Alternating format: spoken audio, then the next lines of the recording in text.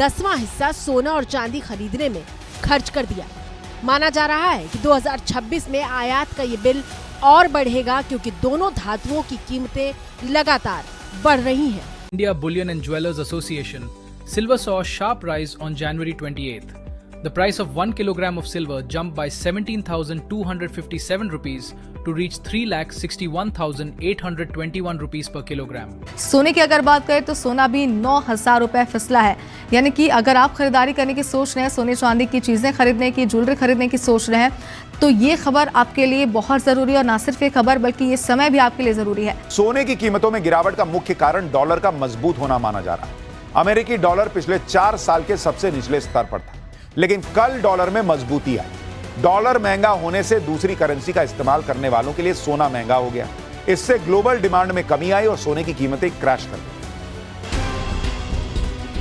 और इस वक्त की बड़ी खबर सामने आ रही है चांदी की कीमतों को लेकर। औंधे मुंह गिरी है चांदी। 17,000 रुपए चांदी के दाम टूटे हैं। इससे लोगों को महंगाई से बड़ी राहत मिली है।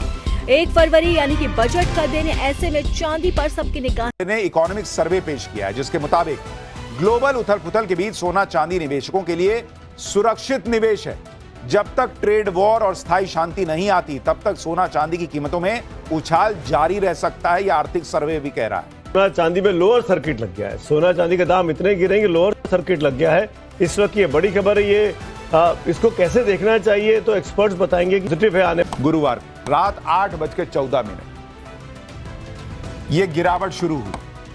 वित्त मंत्री ने विस्तार से बात कही, लेकिन सर्वे का सार ये है कि दुनिया उथल पुथल से गुजर रही है। ऐसे में थोड़े की ही उम्मीद रखें, ज्यादा की नहीं।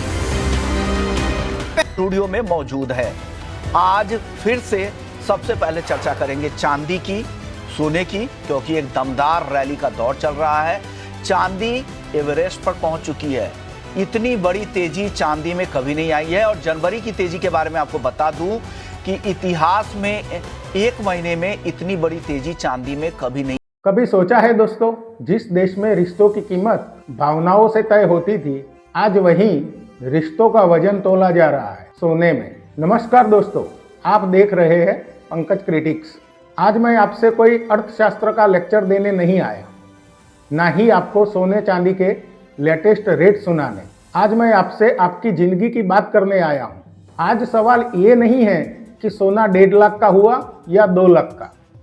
सवाल ये है कि सोना और चांदी अचानक इतने महंगे क्यों हो गए।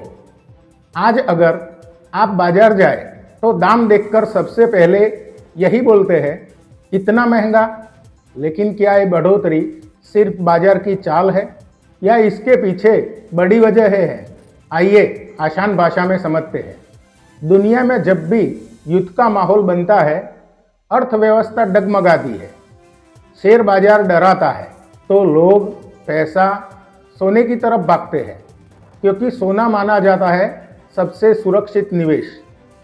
दूसरी तरफ डॉलर की चाल, महंगाई, ब्याज दरें, ये सब भी सोने चांदी के भाव को ऊपर धकेलते हैं। भारत में एक और वजह है, लगातार बढ़ती मांग।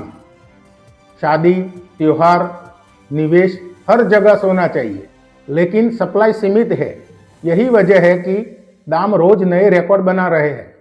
और अब सवाल उठता है, इसका असर किस पर पड़ता है? यही जानेंगे अगले हिस्से में। दोस्तों, पिछले हिस्से में हमने समझा कि सोना और चांदी महंगे क्यों हो रहे हैं। अब बात करते हैं उस असर की जो सीधे हमारी रोजमर्रा की जिंदगी में दिखता है। सबसे पहले शादी ब्याह।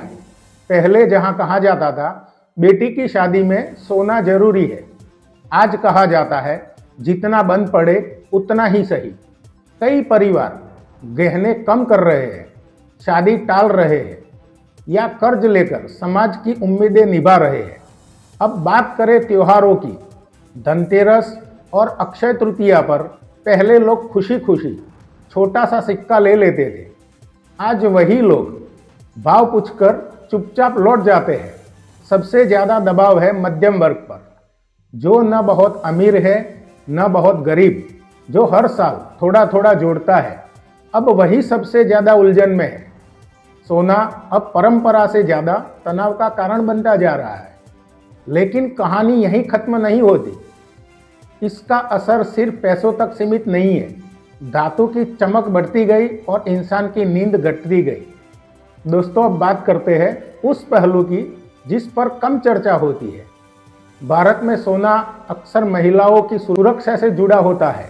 कई महिलाओं के लिए गहने आत्मसम्मान है, मुश्किल वक्त का सहारा है। जब सोना महंगा होता है तो महिलाएं खुद से समझौता करती है। मेरे लिए मत लो, बच्चों की ज़रूरतें पहले है। ये समझौता क्या हम भी महंगे होते जा रहे हैं या भीतर से और सस्ते? धीरे धीरे मानसिक दबाव बन जाता है। अब बात करें रिश्तों की। आज भी कई जगह रिश्तों का मूल्य सोने के वजन से आंका जाता है। दाम बढ़ने से रिश्ते अटकते हैं, अपेक्षाएं बढ़ती है और समाज में खामोश तनाव पैदा होता है। गांव और छोटे शहरों में भी चांदी के सिक्के, पायल, बिछिया अब पहले जैसे आम नहीं रहे। तो सवाल ये है कि क्या वाकई सोना हमारी खुशियों से बड़ा है? जब रिश्तों का हिसाब तोलों में होने लगे, जब बेटी की खुशी बजट से तय हो, जब त्योहार सिर्फ भीड़ बनकर रह जाए, तो समझ लीजिए समस्या सोने की कीमत नहीं है, समस्या हमारी सोच है। शायद अब वक्त है दिखावे से बाहर आने का, रिश्तों को वजन से नहीं भावना से तोलने का। सोना जरूरी है लेकिन इंसान उससे कहीं ज्यादा। दोस्तों, सोना चांदी चमकते हैं लेकिन जिंदगी उनसे नहीं चलती। अगर ये सीरीज आपकी कहानी जैसी लगी हो तो समझिए आप अकेले नहीं हैं। आज जब हम सोना चांदी देखते हैं तो दिमाग में सबसे पहले आता है शादी, गहने, निवेश, तिजोरी और कीमत। लेकिन कहानी यहाँ से शुरू नहीं होती। यह कहानी शुरू होती है करीब 3000 साल ईसा पूर्व से। सभ्यताओं की शुरुआत में न नोट थे न बैंक। तब लोगों ने देखा कि एक धातु है जो ना जंग खाती है ना खराब होती है और चमक हमेशा बनी रहती है। वही था सोना और उसके साथ आई चांदी। मिस्र, मेसोपोटामिया और सिंधु घाटी सभ्यता में सोना देवताओं से जोड़ा गया और चांदी को व्यापार का आधार बनाया गया। भारत में सोना सिर्फ धातु नहीं था, वह लक्ष्मी, समृद्धि और शुभता का प्रतीक बन गया था। यज्ञ, मंदिर, राजा महाराजा और घर की तिजोरी, सब जगह सोना सम्मान का चिन्ह था। चांदी को शुद्धता माना गया। पानी, पूजा, बर्तन और सिक्कों में, रोमन साम्राज्य हो या मौर्य का, असली चलन में जो आया वो थी चांदी। क्योंकि सोना बहुत कीमती था और चांदी आम लेन देन के लिए सही। यहीं से सोना बना राजाओं की धातु और चांदी बनी व्यापार की रीढ़। जिस राजा के पास ज्यादा सोना वही ताकतवर। युद्ध जीते जाते थे, खजाने लूटे जाते थे और सत्ता सोने से तोली जाती थी। भारत को सोने की चिड़िया इसीलिए कहा गया। जब कागजी पैसा आया तो कहा गया अब सोने की जरूरत नहीं, लेकिन दिल ने कभी भरोसा नहीं छोड़ा। युद्ध हो, मंदी हो, सरकार बदले, सिस्टम गिरे, सोना हमेशा सुरक्षित रहा। चांदी भी पीछे नहीं रही।